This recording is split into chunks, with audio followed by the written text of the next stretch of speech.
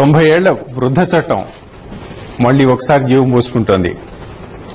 ఆంధ్రప్రదేశ్లో జరుగుతున్నటువంటి పరిణామాల్లో అధికార రహస్యాల చట్టానికి సంబంధించినటువంటి చర్చ ఇప్పుడు మళ్లీ తెర మీదకి వచ్చింది. ఈ చర్చ చేసే ముందు ఈ చర్చలో పాల్గొంటున్నటువంటి ఇద్దరు అడ్వకేట్స్ గౌతమ్ రెడ్డి గారు, రవికుమార్ గారు, అలాగే సీనియర్ జర్నలిస్టు బండారు శ్రీనివాసరావు గారు, వీళ్ళు ముగ్గురుతో ఈ రోజు ఈ అంశం మీద కొంత చర్చ చేసే ముందు ఇదే అంశం మీద కొంత నిన్న సుప్రీంకోర్టు ప్రముఖ న్యాయవాది, రాజ్యాంగ న్యాయ నిపుణుడు, 1975 నుంచి 77 వరకు ఎమర్జెన్సీ కాలంలో అత్యంత కీలకమైనటువంటి న్యాయ పోరాటం చేసినటువంటి వ్యక్తి, అనేక సుప్రసిద్దమైనటువంటి కేసులతో డీల్ చేసినటువంటి రామ్ జెఠ్మలానీతో చేసినటువంటి సాక్షి చేసినటువంటి ఇంటర్వ్యూని ఒకసారి ముందుగా చూద్దాం.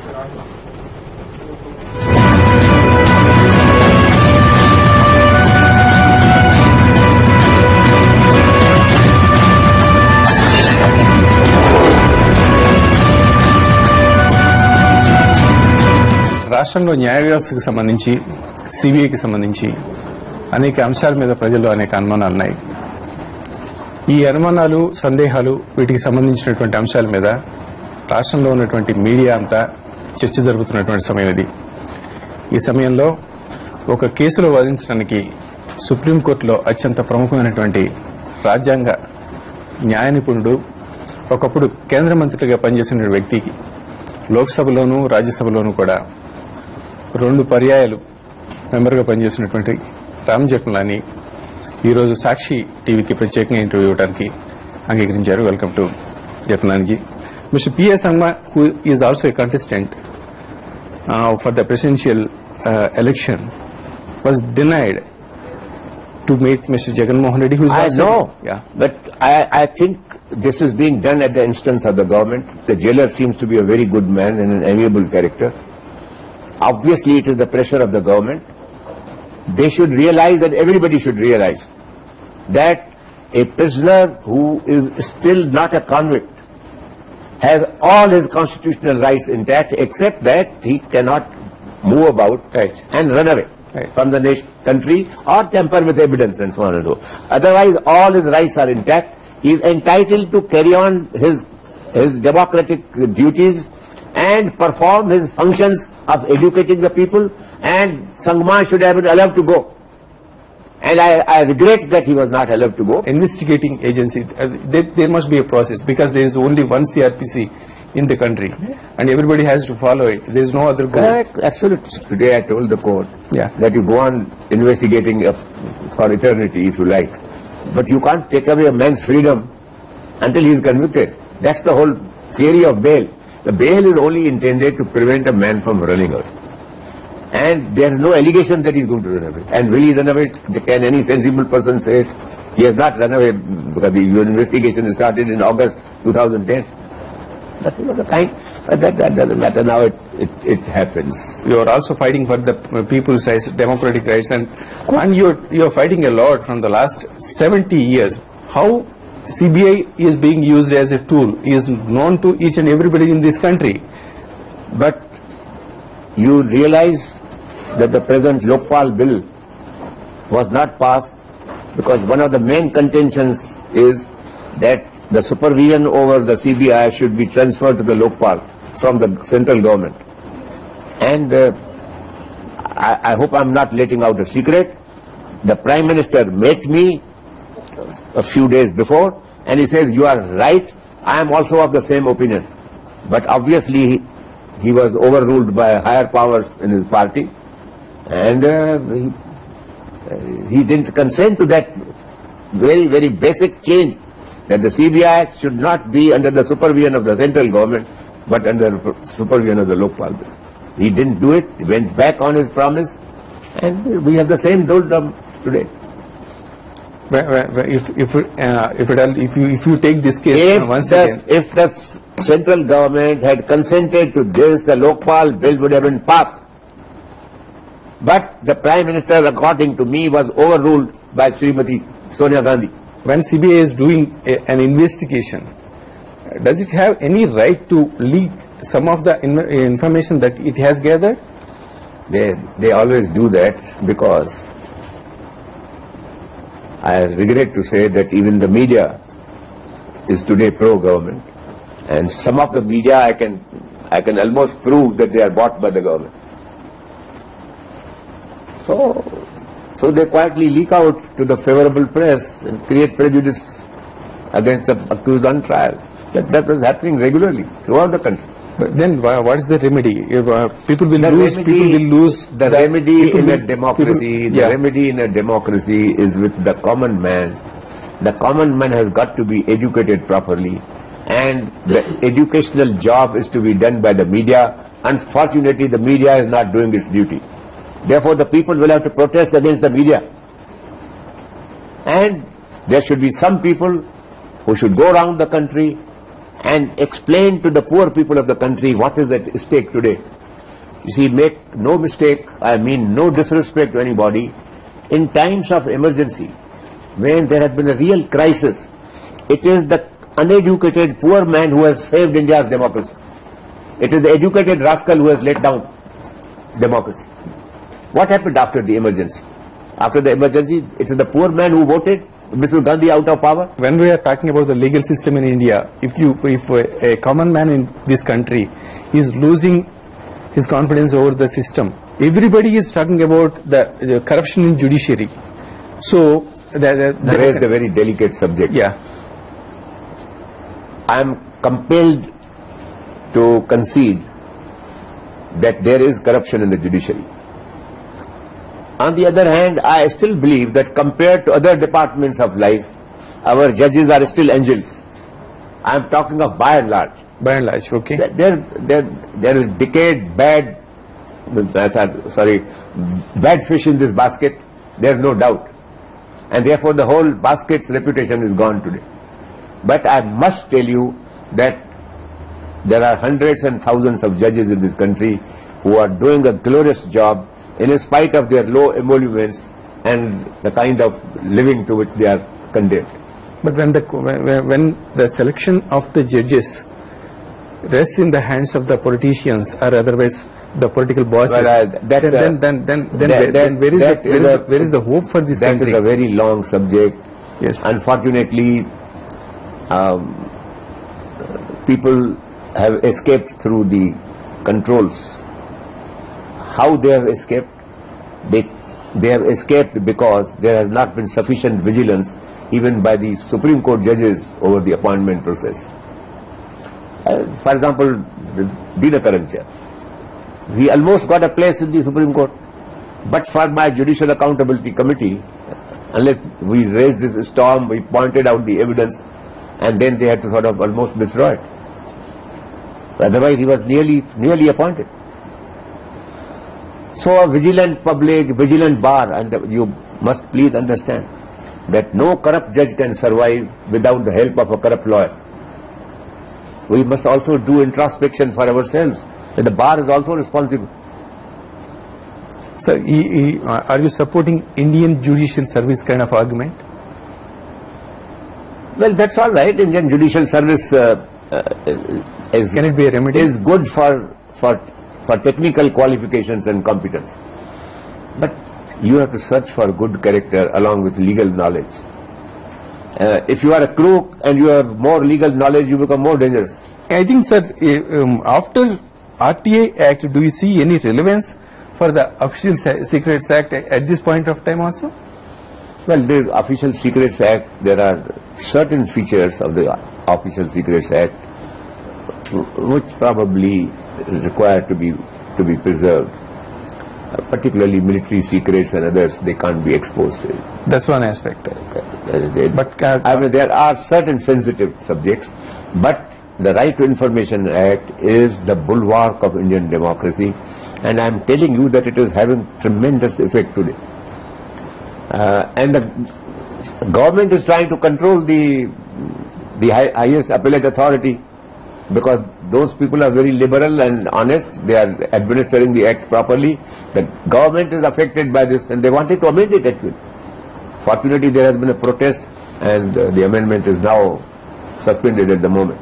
But is it becoming a powerful tool in the hands of some of the officials to hide their whatever they had done illegally? No. I mean, Official Secrets Act. I am talking about Official Secrets Act has always been misused. Yeah. Look, during the freedom movement, it was one of the main sort of items in the agenda of politicians that we will repeal the Official Secrets Act.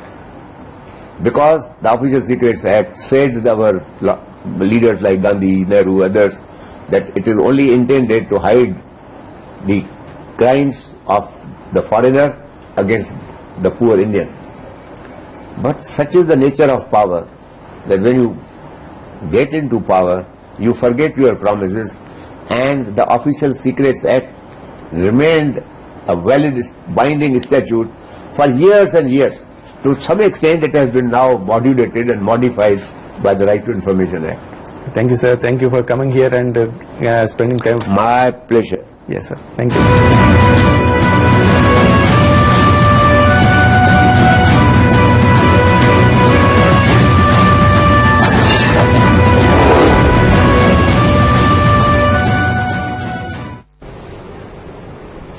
అధికార రహస్యాల చట్టం మీద అది నిన్న ప్రముఖ రాజ్యాంగ న్యాయవేత్త రామ్ జెఠ్మలాని వ్యక్తం చేసినటువంటి కొన్ని అభిప్రాయాలు విన్నాం. ఇప్పుడు ఈ అంశం మీద మరికొంత చర్చలకు వెళ్లే ముందు ముందుగా చిన్న బ్రేక్ తీసుకుందాం.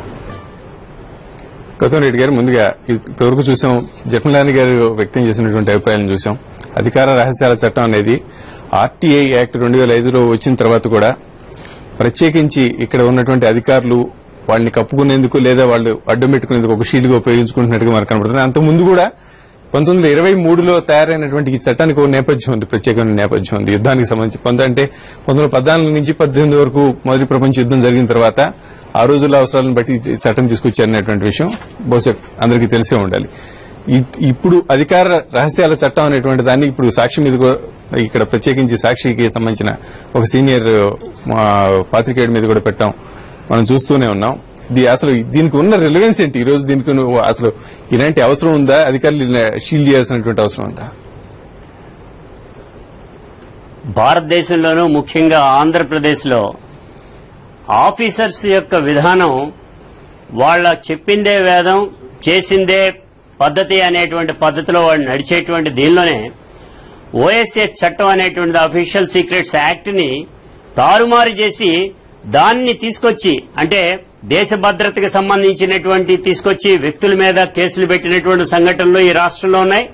అదేవిధంగా అఫీషియల్ సీక్రెట్స్ కు సంబంధించినటువంటి వరకు కూడా ఇది ప్రాణాలు తీసేటువంటిదే, ప్రాణాంతకం అయితే దేశ భద్రతకు హాని కలిగించేటువంటి పరిస్థితిలో ఉంటే గనక తీసుకొచ్చేటువంటి పద్ధతి తీసుకురావచ్చు.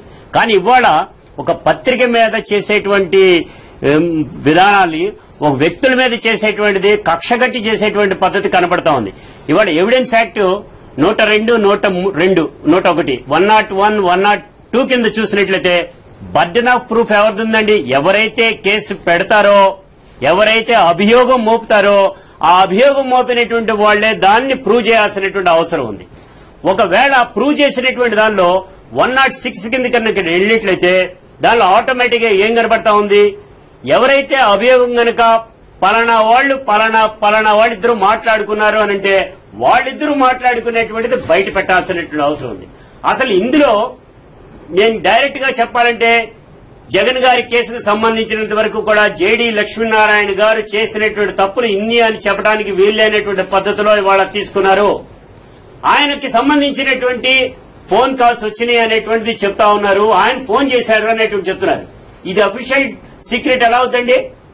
సెక్షన్ 91 సిఆర్పిసి కింద accused has got every right to call for the entire record. ఏ రికార్డునైనా గానీ కోర్టుకు తెప్పించేటువంటిది ఉన్నది 91 కింద. అటువంటిప్పుడు సీక్రెట్ డాక్యుమెంట్ ఎలా అవుద్ది? ఎందుకని నువ్వు చేసావు అనేటువంటిది అడిగాం.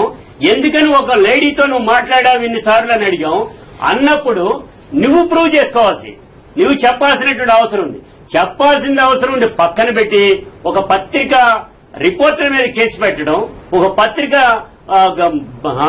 దాని యొక్క పరువు ప్రతిష్టలు దిగజార్చడం అనేటువంటిది తీసుకున్నావు. కాబట్టి నువ్వు చేసింది తప్పు అనేటువంటిది మేము చెప్తాం, ఇంత ధైర్యంగా కూడా చెప్పగలుగుతున్నాం.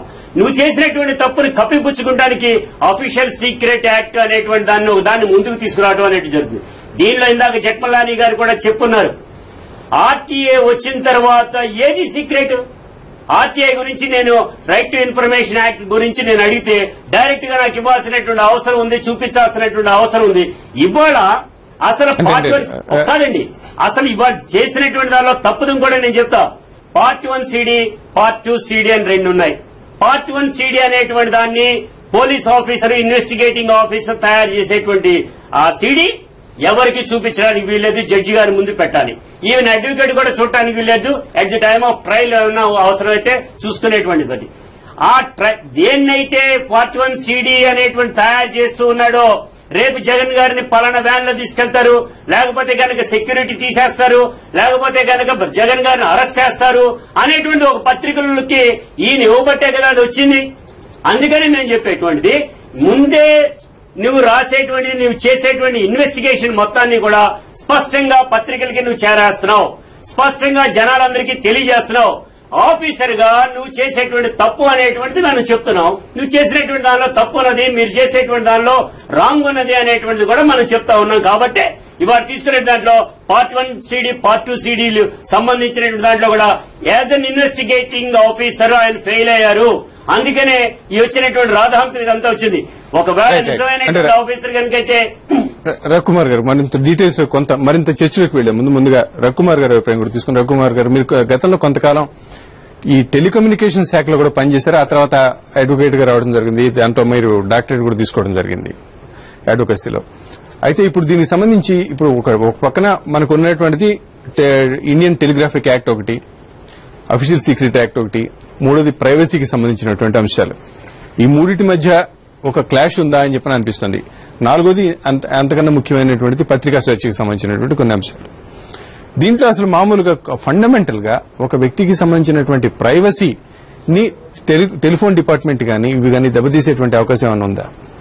బేసిక్ గా అండి, అసలు యాక్చువల్ గా the whole issue has to be seen comprehensive గా ఆలోచిస్తే కనుక ఒక గత 1.5 year 2 years గా భారతదేశపు క్రిమినల్ వ్యవస్థ మొత్తంలో ఒక మార్పు వస్తుంది.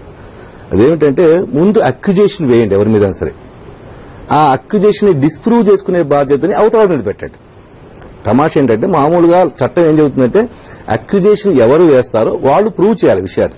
బర్న్ ఆఫ్ ప్రూఫ్ అనేది ఎవరి మీద ఉంటుంది అనేది ఇక్కడ మారుతోంది. ప్రాసిక్యూషన్ మీద బర్న్ ఆఫ్ ప్రూఫ్ అంటే గవర్నమెంట్ కానివ్వండి, ప్రాసిక్యూషన్ కానివ్వండి, who ever initiates the prosecution అతను ప్రూవ్ చేయాలి కేసుని.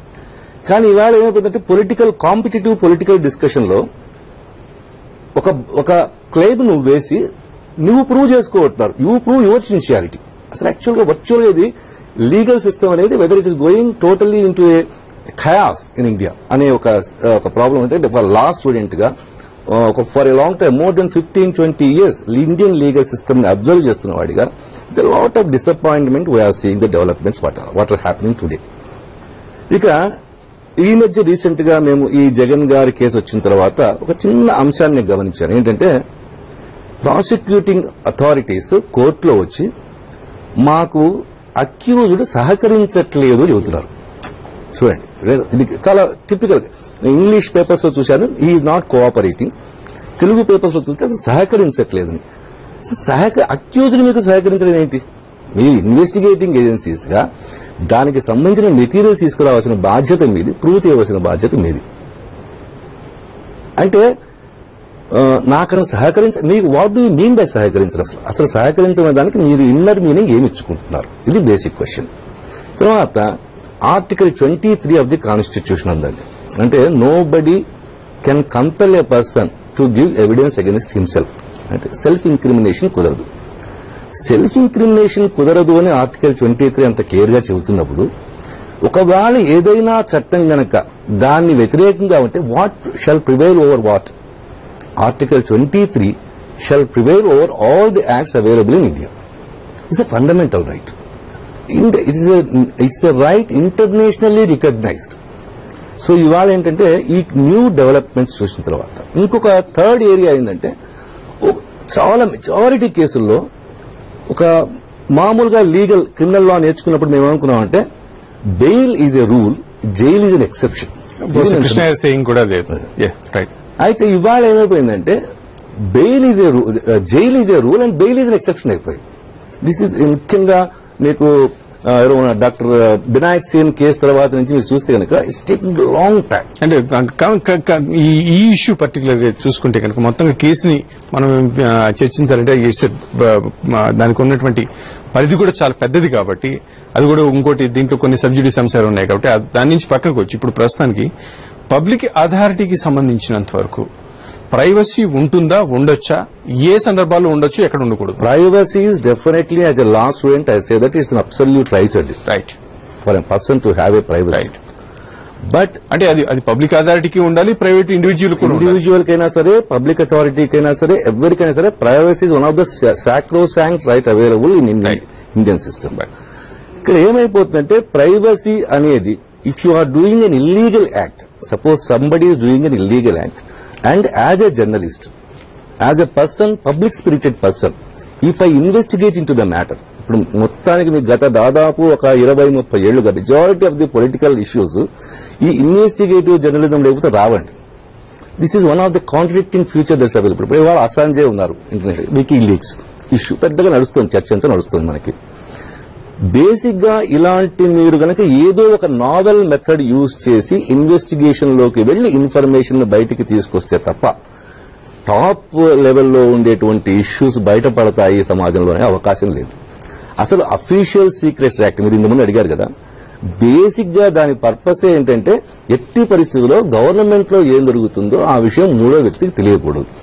ఇది బేసిక్ గా ఏంటంటే ఈ అఫీషియల్ సీక్రెట్స్ యాక్ట్ అనేది దాదాపు గవర్నమెంట్ ఎంప్లాయీస్ మీద ఒక కత్తి లాంటిది. ఇప్పుడు నేను సర్వీస్ లా ప్రాక్టీషనర్ గా, as a law student also, I have seen several cases where for an ordinary information which is available everywhere, employees were punished under the name of the official secrets act.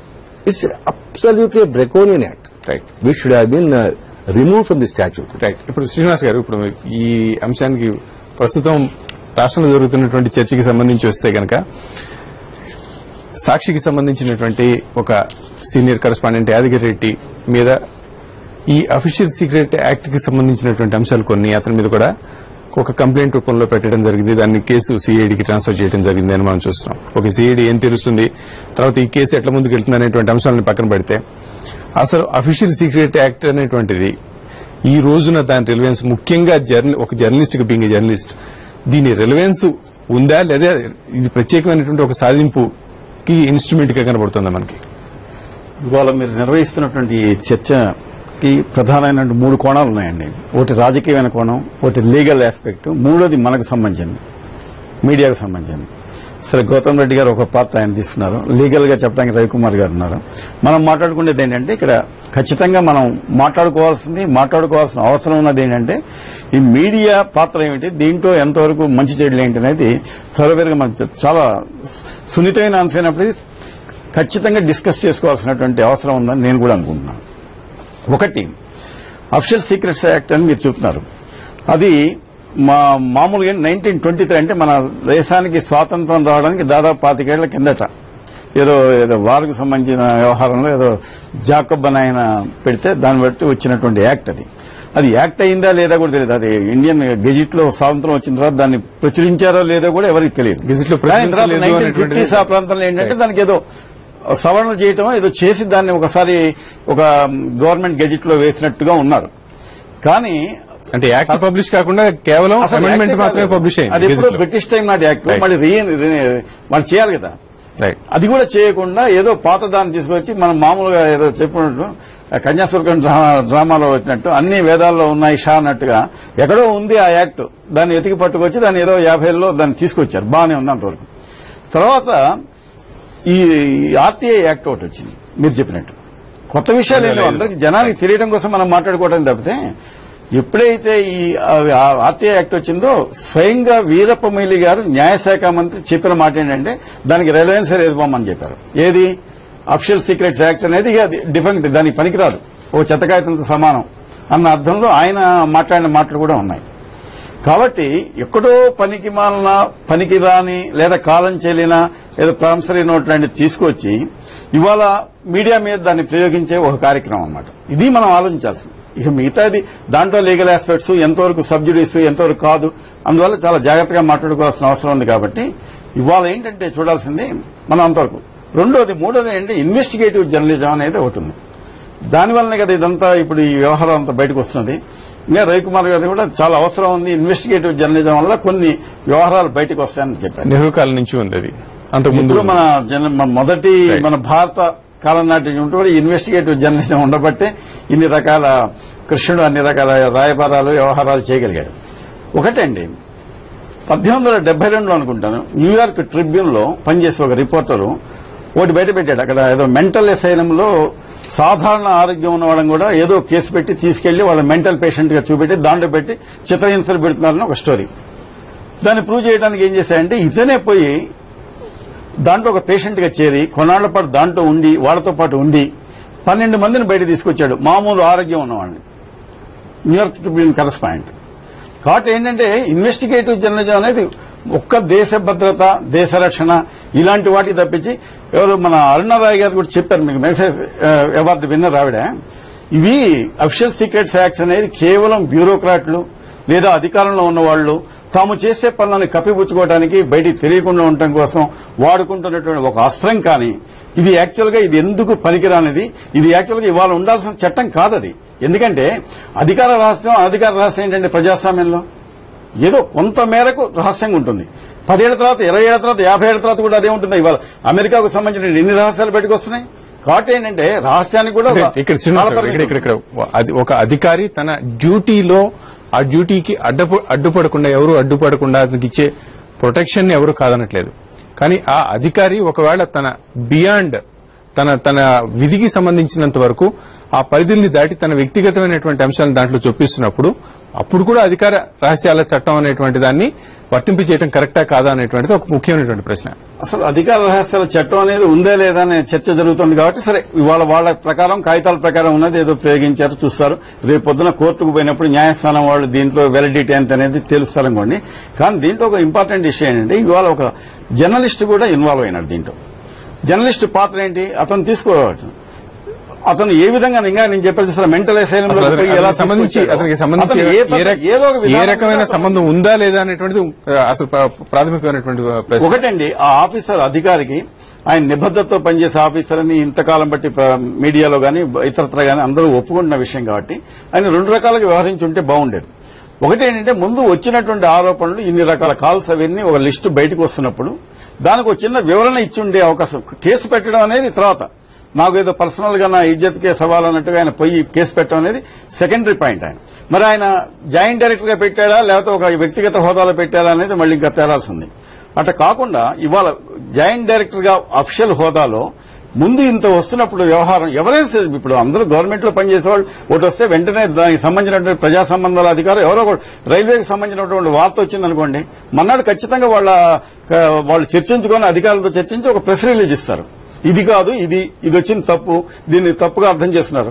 అలాంటిది ఏమీ లేకుండా ఈ రకంగా ప్రవర్తించినప్పుడు ఏంటంటే ఇది మొట్టమొదటి అనుకుంటున్నటువంటి ఏకైక ఒక నీలి నీడలు ఈ కేసులో ఏంటంటే చెబుతున్నది. దీనిలో కూడా ఇద్దరి మధ్యన జరిగినటువంటి సంభాషణ ఏదైతే ఉందో ఆ సంభాషణని ఎవరు బయట పెట్టాలి? వాళ్లే బయట పెట్టాలండి. ఆ సంభాషణ సెక్షన్ 106 ఎవిడెన్స్ యాక్ట్ కింద స్పష్టంగా చెప్తా ఉన్నారు. ఇద్దరి మధ్యన జరిగినటువంటి సంభాషణ వచ్చింది. మీరు ఇందాకన్నారు మంచి మాట, ఆయన వివరణ ఇస్తే బాగుండు. అసలు వివరణ ఇస్తే సరిపోయేది కదా, గోటుతో పోయేటువంటి దాన్ని ఇవాళ ఆయన ఏ దీంతో కేసు ఫైల్ చేశారన్నాడు. రేపు కేసు ఫైల్ చేసినప్పటికీ కూడా దానికి సంబంధించినటువంటి అన్ని కూడా బయట పెట్టాలి. బయట పెట్టాల్సినటువంటి అవసరం కూడా ఉంది. 91 కింద అడిగేటువంటి కూడా ఏంటంటే ఇండియన్ టెలిగ్రాఫ్ యాక్ట్ సెక్షన్ 5 ప్రకారం ఓన్లీ గవర్నమెంట్ లేదా government authorised person can only do the interception of the telegraphic message. ఇది దాంట్లో చట్టంలో ఏమీ తేడా లేదు. అయితే దాని తర్వాత దానికి ఒక పనిష్మెంట్ మీరు కనుక అయితే ఆ పర్టికులర్ యాక్ట్ పీనల్ ప్రొవిజన్ ఉన్న యాక్ట్ కనుక చదివితే అదేమంటుందంటే unlawfully learning the contents of the message. Whether knowing the list of calls comes into the area of learning the contents of the call. అంటే ఇది పూర్తిగా ట్రయల్ కి సంబంధించినటువంటి అంశం. తర్వాత అంటే విచారణ జరిగిన తర్వాత దాంట్లో ఎవరు పార్టిసిపేట్ చేశారు, ఏమైనా వైలేషన్ ఉందా లేదా అనేటువంటిది తెలుసుకున్న తర్వాత జరగాల్సినటువంటి ఎంక్వైరీ. ఫస్ట్ ఆఫ్ ఆల్ మనం మాట్లాడుకున్నటువంటి అంశం అసలు ప్రైవసీకి సంబంధించినంత వరకు ఇది ప్రైవసీ ఉందా, ప్రైవసీ ఎటువంటి అంశంలో ఉండాలి, ఎక్కడ ఉండాల్సిన అవసరం లేదు, దీనికి ఉల్లంఘన ఏమైనా జరిగిందా అనేటువంటి ఈ మరికొంత చర్చ చేసే ముందు చిన్న బ్రేక్ తీసుకుందాం. లాపంట చిన్న బ్రేక్. రవికుమార్ గారు, ఒక ప్రైవేట్ ఇండివిజువల్ కైనా పబ్లిక్ అథారిటీకైనా ఎవరికైనా సరే ప్రైవసీ ఉండాలి, వాళ్ళ ప్రైవసీకి భంగం కలగకూడదు అనేటువంటి విషయంలో సెకండ్ థాట్ కి అవకాశం లేదు. బట్ దానికి ఒక రీజనబుల్ గా ఒక పబ్లిక్ అథారిటీ ఏ అంశాల్లో అతనికి ఈ హక్కు వర్తిస్తుంది, ఏ అంశాల్లో వర్తించదు, ప్రైవసీ అనేటువంటిది వర్తించదు, ప్రైవసీ ముసుగు కప్పుకోవడానికి వీల్లేదు అనేటువంటిది జనరల్ గా ఇప్పుడు ఇంతవరకు మనం చర్చిస్తూ వచ్చిన అంశం. ఇప్పుడు ప్రత్యేకించి ఇప్పుడు సాక్షి అనేటువంటిది ఒక పత్రిక, సాక్షి ఒక టెలివిజన్, అలాగే జగన్మోహన్ రెడ్డి ఒక పార్టీకి అధ్యక్షుడు, ఇతను కొన్ని సంస్థలకు అధిపతి. ఇట్లాగే ఇన్ని రోల్స్ ఉన్నప్పుడు దీనికి సంబంధించి ఒక ఇన్వెస్టిగేషన్ జరుగుతోంది. జరుగుతున్నటువంటి సమయంలో ఈ ఇన్వెస్టిగేషన్ చేస్తున్నటువంటి అథారిటీకి మాత్రం అనేక ఇన్ఫర్మేషన్స్ కి సంబంధించిన యాక్సెస్ ఉంటుంది. ఈ యాక్సెస్ ఒక ప్రత్యేకమైనటువంటి అథారిటీకి ఉన్నప్పుడు ఆ అథారిటీతో నిమిత్తం లేకుండా బయట వేరే, ఇప్పుడు ముందే మాట్లాడుకున్నట్టు సాక్షి అనేది ఒక పత్రిక, మిగతా ఇది కొన్ని ఇన్స్టిట్యూషన్స్ ఇందులో ఇన్వాల్వ్ అయి ఉన్నాయి. వీటికి వ్యతిరేకంగా వ్యతిరేక పత్రికల్లో, వ్యతిరేక మీడియాలో వార్తలు వస్తున్నప్పుడు దీన్ని ప్రైవసీకి సంబంధించినటువంటి అంశంగా లేకపోతే అఫీషియల్ సీక్రెట్స్ కి సంబంధించిన అంశంగా చూస్తూ కూర్చుంటారా, లేకపోతే లేదు ఇది ఖచ్చితంగా ఇన్వెస్టిగేషన్ అథారిటీ ఇవ్వకపోతే, ఈ ఇన్ఫర్మేషన్ ఇవ్వకపోతే ముందుగా ఈ అంశాలు పబ్లిష్ కావు అని చెప్పి అనుకుంటారే, దీన్ని లీగల్ గా ఎట్లా చూడాల్సిన అవసరం? అంటే అఫీషియల్ సీక్రెట్స్ అనేది ఒక అఫీషియల్ పోస్ట్ లో చేసినటువంటి లీగల్ యాక్టివిటీకి సీక్రెసీ అండి. అంటే అతను ఒక అతను ఒకవేళ ఇఫ్ ఎట్ ఆల్ అతను ఒక లీక్ ఇస్తే లీక్ కి సంబంధించిన అది ప్రొటెక్షన్ కాదు, అది రైట్ఫుల్ యాక్టివిటీకి గవర్నమెంట్ ఎంప్లాయీగా, గవర్నమెంట్ ఆఫీసర్ గా అతను చేసే రైట్ఫుల్ యాక్టివిటీస్ కన్నిటికీ అతనికి the protection of the official secrets act may come in to picture, may come in to, it's not even sure. But ఒకవేళ గనక అతని అఫీషియల్ మాన్యువల్ ఆఫ్ డ్యూటీస్ లో గనక అది లేకపోతే, if such a kind of activity is done, neither that officer can claim such a kind of what is called as privilege under the law. Privilege under the law is given for the persons who does a legal duty, not for certain acts. అలాగే మీరు రెండో ప్రశ్న ఏంటంటే, ఒక media మీద ఇలా జరుగుతున్నప్పుడు రెండో మీడియాకి లీక్ అవ్వడం అనేది ఇన్ఫర్మేషన్, ఇది వాళ్ళ సీక్రెసీకి లేదా ప్రైవసీకి భంగం కాదా? ఖచ్చితంగా భంగమే. ఎందుకంటే దాంట్లో మళ్ళీ మనం ప్రైవసీ అనేది under article right to life, అంటే మనం ఆర్టికల్ 21 కింద చూసినప్పుడు privacy is also part of under article 21. అందువల్ల ఆఫీసర్ గా, ఒక ఇన్వెస్టిగేటింగ్ ఆఫీసర్ గా అతనికి ఎన్ని హక్కులు ఉన్నాయో, అతనికి ఎన్ని ప్రివిలేజెస్ ఉన్నాయో, ఒక ఆర్డినరీ పర్సన్ గా even an accuse has certain privileges. ఈ సంస్థలో ఉన్నటువంటి వ్యక్తులు ఖచ్చితంగా సాక్షిలో పనిచేసే వ్యక్తులకు కూడా వాళ్లకు the right to secrecy, right to privacy అనేది ఖచ్చితంగా, రైట్ టు డిఫెండ్. అంతేగాని ఇప్పుడు ఇన్ఫర్మేషన్ ఒకటి ఏంటంటే, ఇక్కడ సొసైటీలో ఒక ఇన్ఫర్మేషన్ ఉంది. ఇప్పుడు ఇవాళ మీరు అవునన్నా కదని ఇన్ఫర్మేషన్ బయటకు వెళ్ళిపోయిందండి. వాట్ ఈజ్ వాట్ అనేది ఇవాళ సమాజంగా తెలిసిపోయింది. ఇప్పుడు చర్చ అంతా ఏమిటి అంటే, whether it is correct or not, ఈ ఇన్ఫర్మేషన్ లీక్ అవ్వడం, this is one act which has to be taken, it's a logical conclusion in the trial courts or in the courts of law. But ఇందులో question ఏంటంటే, whether these calls are part and parcel of his duty activity or not is the question. Right. అంటే ఇప్పుడు గౌతమ్ రెడ్డి గారు, ఇప్పుడు నిన్న ఈ జపలాని గారి interview చూసుకున్నా గానీ, ఇప్పుడు ఈ అంశానికి సంబంధించినటువంటి చర్చను చూసుకున్నా గానీ, ఒకటి వైఎస్ఆర్ కాంగ్రెస్ పార్టీ చేసినటువంటి ఆరోపణలో ఒకటి జడ్జికి కాల్స్ వెళ్ళాయి అనేటువంటిది ఒక ఆరోపణ, లేదా జడ్జి నుంచి కాల్స్ వచ్చాయి అనేటువంటిది ఒక ఆరోపణ ఉంది.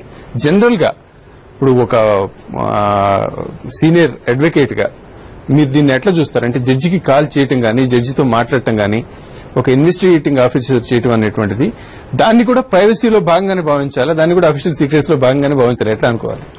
ఇది చెప్పే ముందు ఒక విషయం అండి, రిపోర్టర్ ని ఎప్పుడైనా గానీ కూడా ఏ సంస్థలో పనిచేసే రిపోర్టర్నైనా మనం గౌరవించాలి.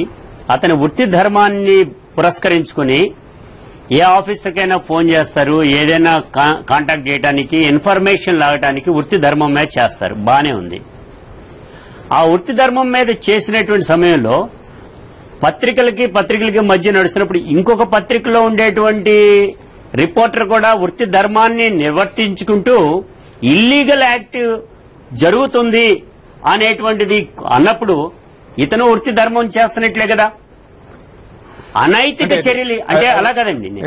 ఇప్పుడు ఈ అంశానికి సంబంధించి పర్టికులర్ గా ఒక జడ్జికి సంబంధించినటువంటి కాల్స్ అంశం వస్తే ఎటువంటి పరిస్థితుల్లో కూడా జడ్జి గారితో మాట్లాడేటువంటి పరిస్థితి రాకూడదు. రైట్. జనరల్ ప్రాక్టీసెస్ లో దాన్ని కోర్టులో ఎలా చూస్తారు మిగతా న్యాయవాదులు గాని దాన్ని ఎట్లా చూడాలి? ఒక ఇన్వెస్టిగేటింగ్ ఆఫీసరు అసలు జడ్జి గారితో మాట్లాడటం ఏంటి, జడ్జి గారితో ఇన్ఫ్లుయెన్స్ చేయించడం అంటే ఇట్స్ ఎ క్రైమ్.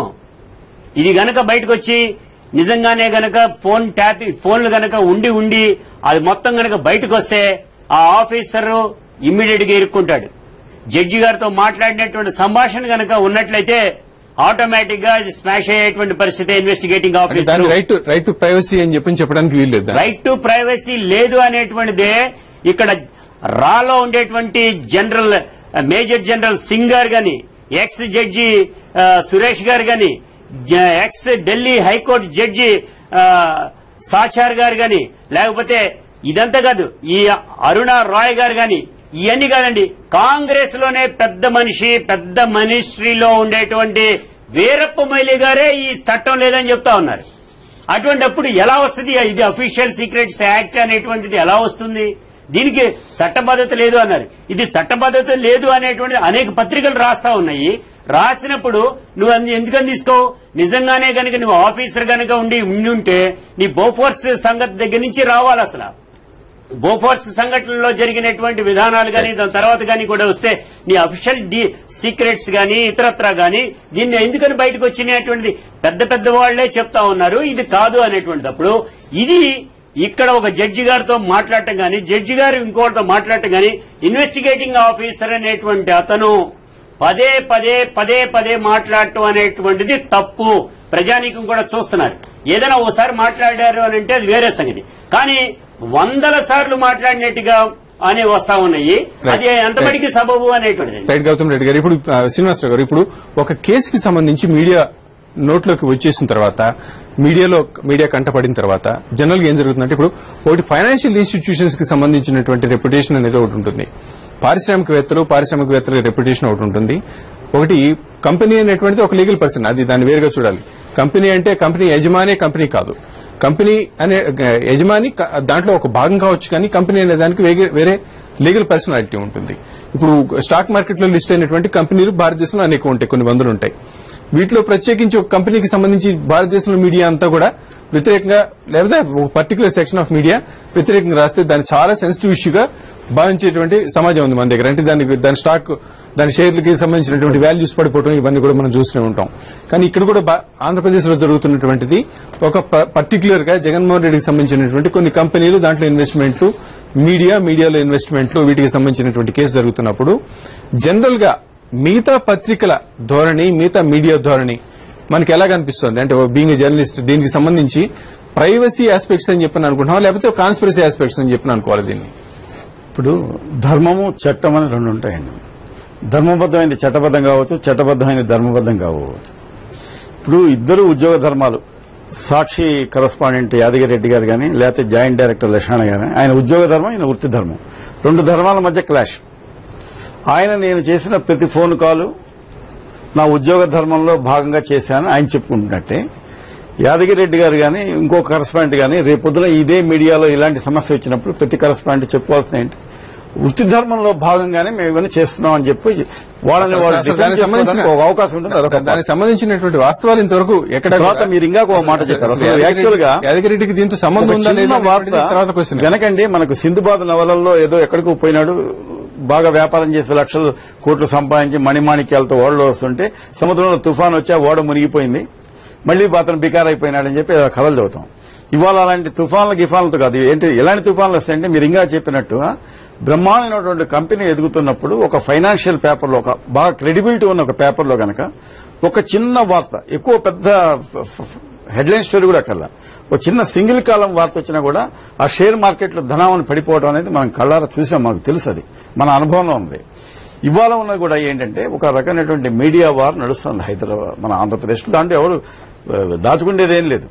మొత్తం అందరికీ తెలిసిన రహస్యం, అందులో ఇదేం అధికార రహస్యాల చట్టం కింద కూడా రాదని నేను అనుకుంటున్నాను. అందరికీ నడుస్తున్నదే. ఇవాళ ఉన్నదేంటి, జగన్మోహన్ రెడ్డి గారికి ఆయన వాళ్ళ నాన్నగారు కానీ లేకపోతే ఆయన ముఖ్యమంత్రిగా ఉన్నప్పుడు లక్షల కోట్లు సంపాదించి పెట్టాలేదు కానీ లక్షల కోట్ల విలువైనటువంటి 2 ఇచ్చిపోయినాడు. ఒకటి సాక్షి టీవీ.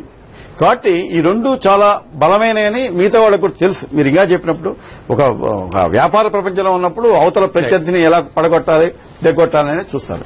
అలాంటప్పుడే ఆ వార్లో భాగంగానే కొంత జరిగే అవకాశాలు కూడా ఉన్నాయి. రెండోది గౌతమ్ ఇంకోటి ఏంటంటే ఇవి ఒక ప్రిస్టేజ్ ని, ఒక మనిషి వ్యక్తిత్వాన్ని హననాన్ని ఎలా జరుగుతాయంటే ఇలాంటివి ఈ యుద్ధాల్లో. ఒక చిన్నది ఎవరంటే మన సుబ్బారావు గారు ఒక ఆయన ఉన్నాడు, పెద్ద మన తెలుగువాడు సైంటిస్ట్, న్యూక్లియర్ సైంటిస్ట్. 1988లో ఆయన పట్టుకుని ముంబై ఎయిర్పోర్ట్ లో పట్టుకుని అరెస్ట్ చేశారు. ఏంటంటే నువ్వు అధికార రహస్యాలు విదేశాలకు లీక్ చేస్తున్నావు అని చెప్పి కేసు పెట్టి 5-6 సంవత్సరాల పాటు ఆ కేసు నడిచింది. ఆయన పూర్తిగా ఆర్థికంగా కుటుంబ పరంగా చితికిపోయినాడు, పాడైపోయినాడు. అయిపోయిన తర్వాత ఏం జరిగిందంటే 5 ఏళ్ల తర్వాత కాదు అది నువ్వు రాసిన డాక్టరేట్ థీసిస్ అది రహస్యాలు కాదని చెప్పి మళ్ళీ కోర్టులో చెప్పారు. అంటే అధికార రహస్యం కాదంటే సాధింపుకి ఇవన్నీ చెప్పేది. అలాగే సిబిఐ ధోరణి మొత్తంగా అది దానికి సంబంధించినటువంటి విశ్వసనీయతకి సంబంధించినటువంటి క్వశ్చన్ గా మారుతోంది. ఇప్పుడు జరుగుతున్నటువంటి కేసుకు సంబంధించి భవిష్యత్తులో ఇంకెన్ని పరిణామాలు, ఎన్ని మలుపులు ఉంటాయో వేచి చూద్దాం. ఇది ఈ వారం పాయింట్. మళ్ళీ వచ్చే శుక్రవారం నాడు 9 గంటలకు మళ్ళీ కలుసుకుందాం. అంతవరకు సెలవు.